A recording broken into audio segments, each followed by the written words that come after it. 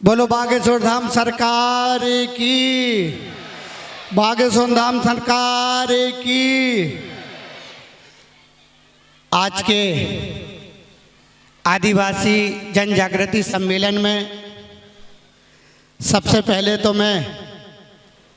हम गुरुजी को धन्यवाद करना चाहते हैं कि आपने जो है अलग पूरे देश में और देश में नहीं विदेशों में भी जो हिंदू जागृति के जो अनोखे कार्यक्रम जो कर रहे हैं, उसी के तारतम्य में आज जो आदिवासी सम्मेलन बुलाया गया है। मैं सबसे पहले तो चाहूँगा कि आप सभी जोरदार तालियों से गुरुजी का सम्मान करें।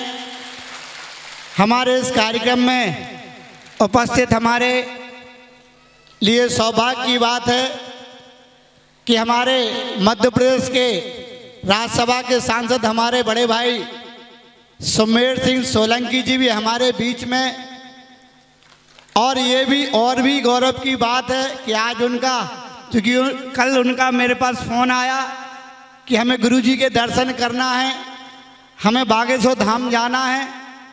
तो मैं रात्रि में चूँकि गुरुजी के पास आया था आशीर्वाद लेने के लिए, तो मेरी अचानक बात हुई। मैंने कहा कि चूँकि कल आदिवासी सम्मेलन है, वो भाई साहब भी आदिवासी समाज से आते हैं, कहीं ना कहीं हमें कहने में कोई संकोच नहीं है। जो हमारी आदिवासी समाज है वह पूरे मध्य प्रदेश में नहीं पूरे देश में इन लोगों की, चूँकि ये सीधी सादी समाज रहती है और कई और धर्म के लोग जो अलग प्रकार की भ्रांतियां फैला करके इनको गुमराह करके, और कई ऐसी समस्याएं हैं, धर्मांतरण को लेकर के भी एक समस्या है, और भी कई ऐसी समस्याएं कि जो इनको भ्रम फैला करके और इनमें भ्रांतियां फैला करके इनको गलत दिशा में ले जाने का काम करते हैं। तो मैं धन्यवाद देना चाहूँगा आदरणीय गुरुजी को कि उन्होंने यह अलग जगाई और यह अभियान चलाया कि जो उन्होंने हिंदू समाज को पूरे देश में एक करने का जो अभियान चलाया। अभी उन्होंने 160 किलोमीटर की जो पैदल यात्रा निकाली थी, और यह जो एक अलग सोच कि जो हमारा आदिवासी समाज है इनको विचारों से कोई बात करने वाला नहीं है, ये कहीं ना कहीं अपने आप को पिछड़ा मानने लगते हैं। तो गुरुजी का जो मानना है कि हमें हिंदू समाज के जो पिछड़े वर्ग के लोग हैं बेचारे, जो गांव में रहने वाले सीधे साधे समाज के लोग हैं, जो जंगलों में अपना जीवन यापन करते हैं, तो इनको भी हमें साथ लेना है। ये अपने आप को कमज़ोर न समझें, यह भी हमारे परिवार के सदस्य हैं, हमारे भाई बंधु हैं। तो उसी के लिए आज गुरुजी ने सम्मेलन रखा है। मैं अपने आप को सौभाग्यशाली मानता हूँ कि यह जो सम्मेलन है, चूँकि यह जो क्षेत्र है गढ़ा बागेश्वर धाम वह राजनगर विधानसभा क्षेत्र में आता है।